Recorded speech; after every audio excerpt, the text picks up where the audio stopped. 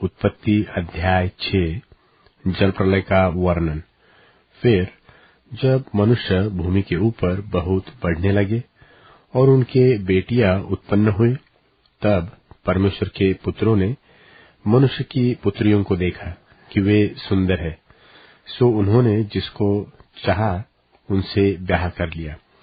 और यहोवा ने कहा, मेरा आत्मा मनुष्य से सदा विवाद करता न रहेगा, क्योंकि मनुष्य भी शरीर ही है।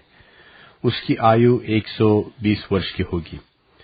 उन दिनों में पृथ्वी पर दानव रहते थे, और इसके पश्चात जब परमेश्वर के पुत्र मनुष्य की पुत्रियों के पास गए, तब उनके द्वारा जो संतान उत्पन्न हुए वे पुत्र शूरवीर होते थे, जिनकी कीर्ति प्राचीन काल से प्रचलित है। और यहोवा ने देखा कि मनुष्यों की बुराई पृथ्वी पर बढ़ गई है, और उनके मन के विचार में जो कुछ उत्पन्न होता है सो निरंतर बुरा ही होता है। और यहोवा पृथ्वी पर मनुष्यों को बनाने से पछताया, और वह मन में अति खेदित हुआ।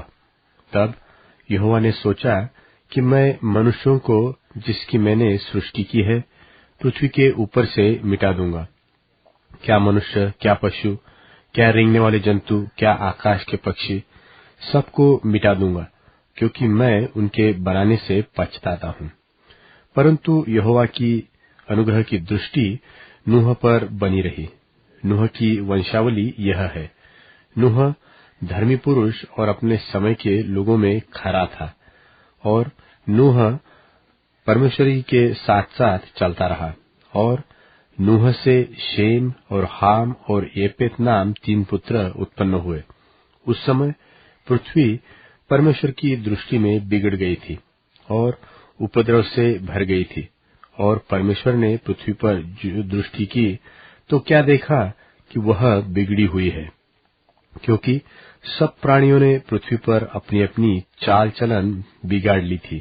तब परमेश्वर ने नूह से कहा, सब प्राणियों के अंत करने का प्रश्न मेरे सामने आ गया है, क्योंकि उनके कारण पृथ्वी उपद्रव से भर गई है। इसलिए मैं उनको पृथ्वी समेत नाश कर डालूंगा। इसलिए तू गोपेर वृक्ष की लकड़ी का एक जहाज बना ले, उसमें कोठरियां बनाना और भीतर बाहर उस पर राल लगाना, और इस ढंग से उसको बनाना। जहाज की लंबाई 300 हाथ, चौड़ाई 50 हाथ और ऊंचाई 30 हाथ की हो। जहाज में एक खिड़की बनाना, और इसके 1 हाथ ऊपर से उसकी छत बनाना, और जहाज की एक अलंग से एक द्वार बनाना, और जहाज में पहला, दूसरा, तीसरा खंड बनाना। और सुन, मैं आप पृथ्वी पर जल प्रलय करके सब प्राणियों को जिनमें जीवन की आत्मा है आकाश के नीचे से नाश करने पर हूँ, और सब जो पृथ्वी पर है मर जाएंगे। परंतु तेरे संग मैं वाचा बांधता हूँ। इसलिए तू अपने पुत्रों, स्त्री और बहुओं समेत जहाज में प्रवेश करना, और सब जीवित प्राणियों में से तू एक एक जाति के 2-2 अर्थात एक नर और एक मादा जहाज में ले जाकर अपने साथ जीवित रखना। एक एक जाति के पक्षी और एक एक जाति के पशु और एक एक जाति के भूमि पर रेंगने वाले सब में से 2-2 तेरे पास आएंगे कि तू उनको जीवित रखे।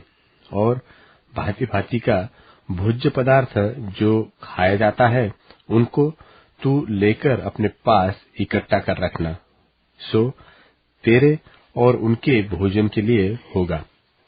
परमेश्वर की इस आज्ञा के अनुसार नूह ने किया।